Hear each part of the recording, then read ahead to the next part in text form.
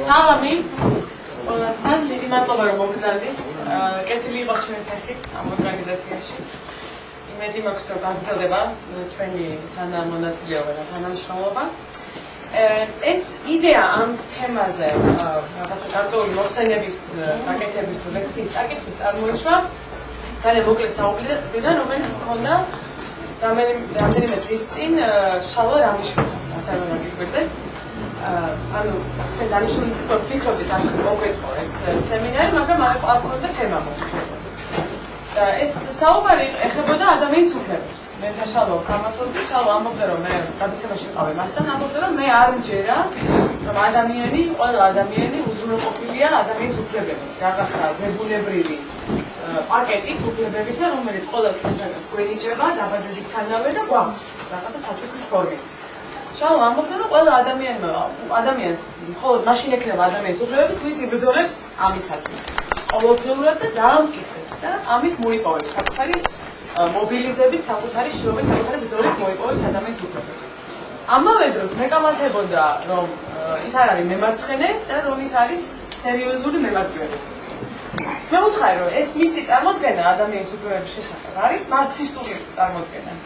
იმიტომ რომ მარქსი, როგორც ჩვენ დღეს ნახავთ, ესეც თვლიდა რომ ერთადერთი მისაღები გაგება ადამიანის უფლებების შეიძლება იყოს ისეთი უფლებები, როდესაც ადამიანი თვითონ მოძრაობაში მოიპოვებს მას.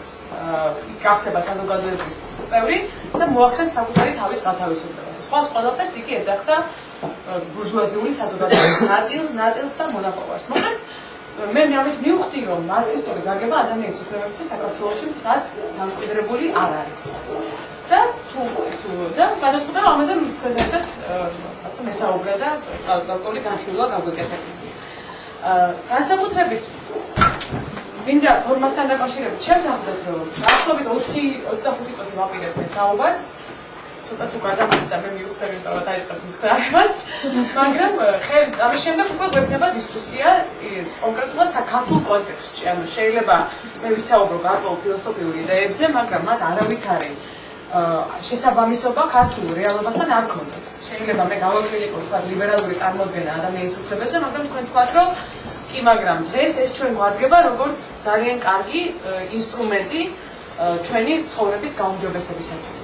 და აქედან გამომდინარე ჩვენ ვისაუბრებთ რეკამატოდ რა არის ჩვენთვის უფრო ადეკვატური და შესაბამისი ადამიანის უფლების რომელი წარმოდგენა. კონკრეტულად ეს პრეზენტაცია ჩამოყალიბებულია ადამიანის უფლებების ლიბერალური გაგების წინააღმდეგ. ისე როგორც ის ფორმულირებულია ჯერ კიდევ საფრანგეთის დეკლარაციაში, ადამიანის და მოქალაქის უფლებების შესახებ, შემდეგ გაეროს დეკლარაციაში, უამრავ უნივერსალურ პაქტებში, საქართველოს კონსტიტუციაში და ისე როგორც ადამიანის უფლებები გაგებულია საქართველოში, ვთქვათ, ყოველდღიური გაგებით. იქნება ეს პოლიტიკოსთა მხრიდან, ჟურნალისტთა მხრიდან, იურისტების მხრიდან განსაკუთრებით, აი ამის წინააღმდეგ.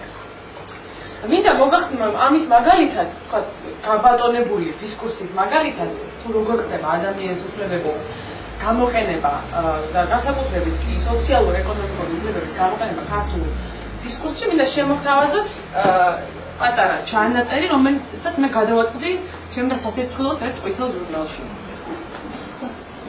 რაც შეიძლება არ ჩანდეს, მაგრამ მე ვეცდები რომ წაგიკითხოთ. ეს არის ჟურნალი თბილისელები 2010 წლის გამოცემა წინა კვირის დაახლოებით.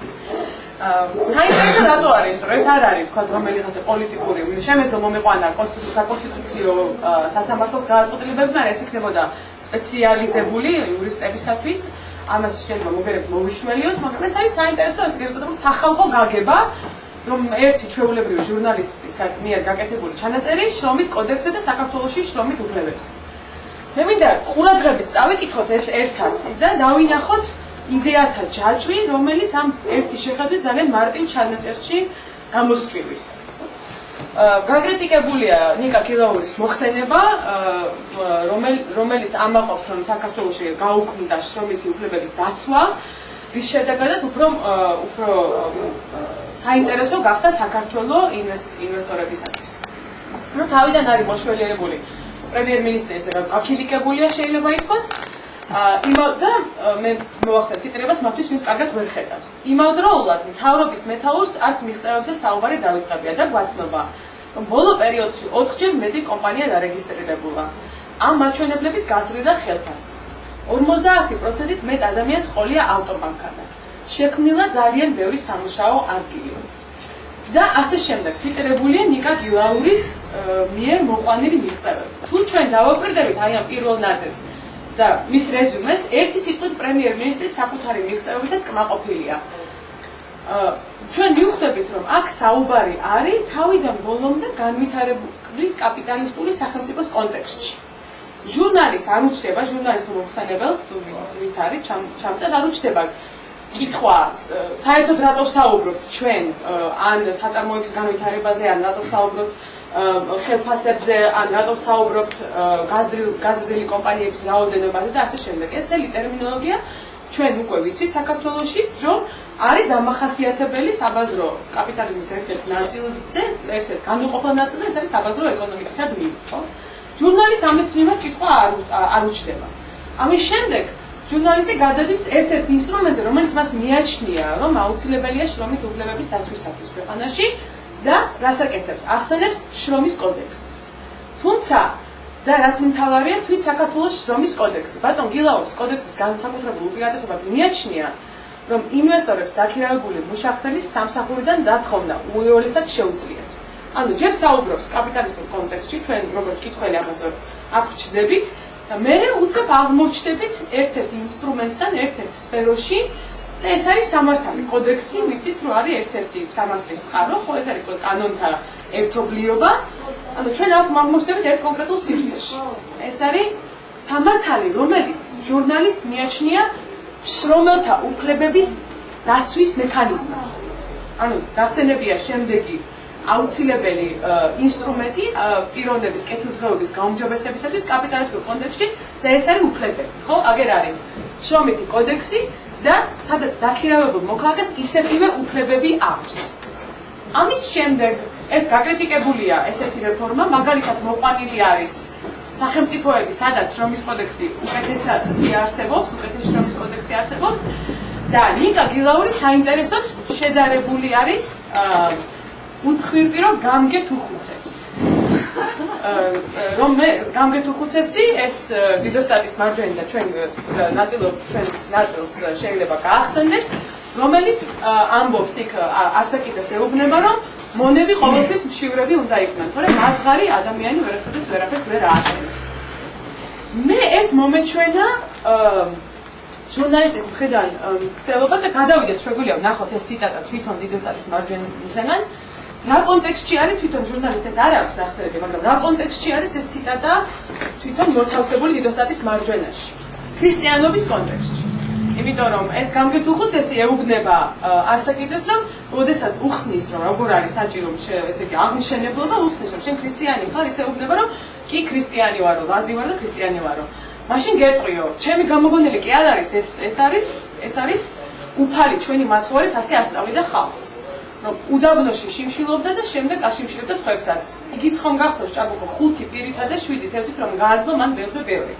რა კი ქრისტიანი ხარ, ეგეც მართებულია რომ იცოდე. ხალხს სამი რამე უნდა ასწავლოს.